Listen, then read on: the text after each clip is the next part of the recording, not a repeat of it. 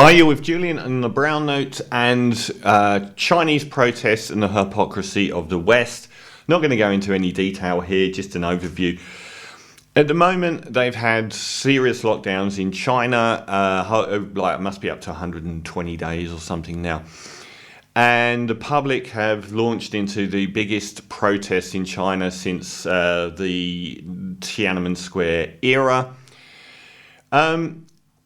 The level of hypocrisy I'm seeing here is quite mind-blowing. So I'm a lefty. Now, I'm seeing a lot of my brethren going full bore in their celebration of the Chinese public protesting lockdowns. In Australia, I've just lived through the last few years of COVID, and the people protesting the lockdowns were the cookers, the right wing, the anti-vax crowd, the conspiracy theorists. And we on the left, we hated those people, we mocked those people, we dismissed their right to protest, and we flipped to championing the exact same thing in China, which is just a tad hypocritical. We on the left all supported the lockdowns in Australia, and there were mass protests against those lockdowns that we dismissed and attacked. We're now attacking the lockdowns in China and supporting the protesters. There is no way out of hypocrisy here. The scenarios are slightly different. The protests are for slightly different reasons. The Chinese public aren't protesting because they're, and conspiracy theorists. They're protesting because of the impact on their lives. But the hypocrisy is mind-blowing. Yet that isn't the only hypocrisy. The West greets protests in the street in countries it doesn't like as a justification for regime change. In China, in Iran at the moment.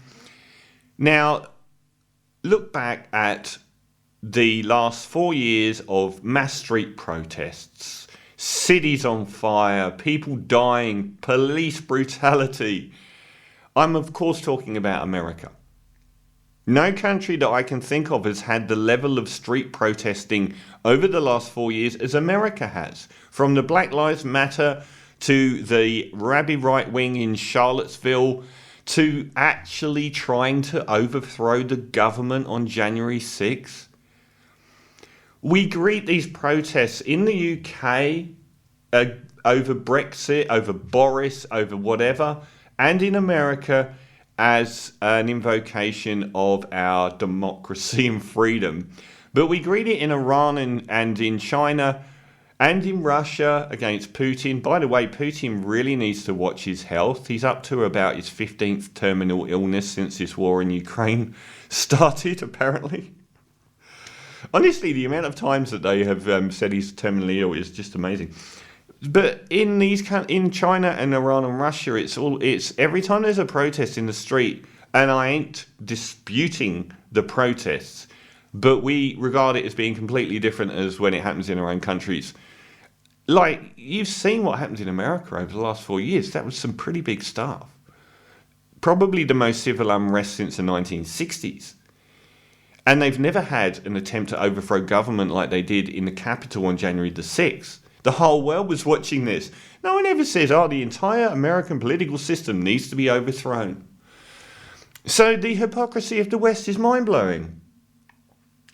Now, to put myself on the line here, what do I think of the West lockdowns when they happened and I supported them? I 100% support them. I 100% support that we acted on best information, on science, and not on populism. I believe the lockdowns are important, even though they did. Like the people say, there's some. This is like false equivalence or disingenuous logic. The lockdowns saved us in Australia and in England. Well, maybe less so in England because lots of people died. But in Australia, the lockdowns saved a lot of lives because we locked down until we had like 90% of the population vaccinated. I completely support that. The downside to that is much less people died.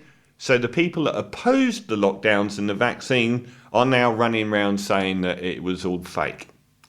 So if we'd have let loads of people die, they wouldn't be able to say that. But because loads of people didn't die, they can now run around saying that it was all for nothing. So yeah, I completely still support our lockdowns on best evidence, listening to the best people.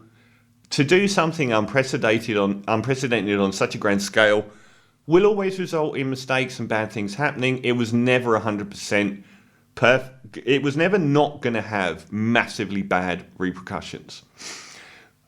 Apart from working from home, which has been the greatest thing to happen to office work in history.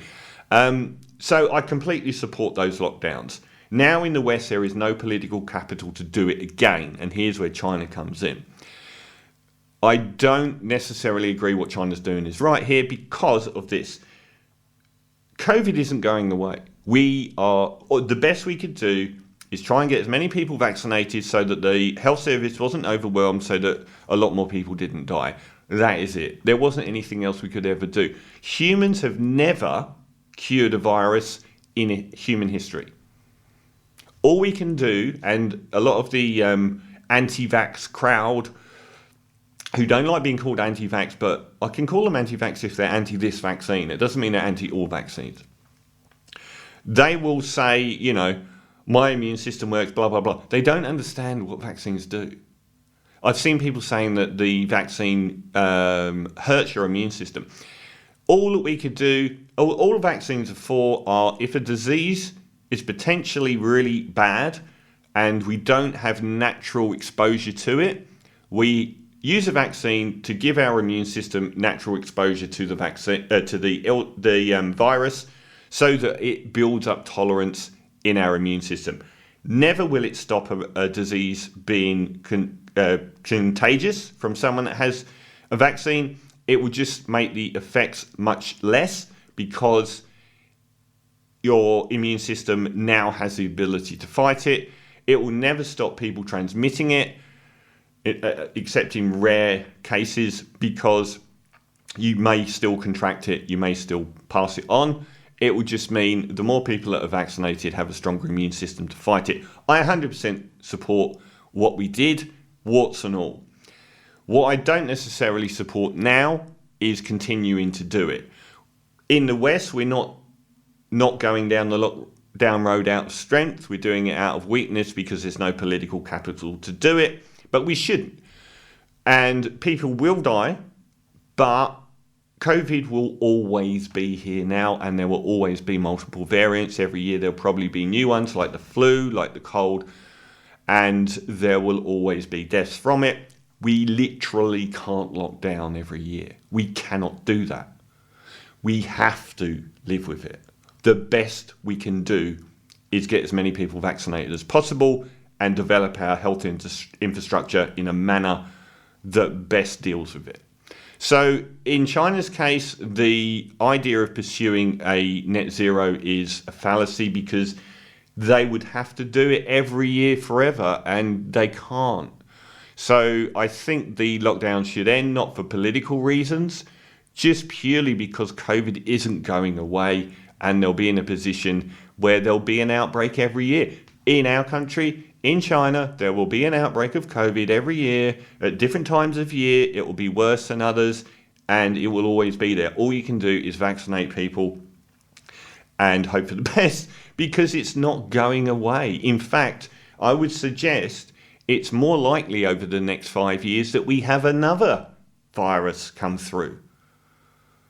Because we are doing such an impact on the world, it seems like these things are going to become more prevalent. So there won't be any more lockdowns. I don't believe there should be. And I don't believe we can do it because we can't do it every year. And I think that the Chinese government needs to accept that zero is not possible, and that look at whether they want to do 100-day lockdowns every 2 years, every year, which isn't sustainable.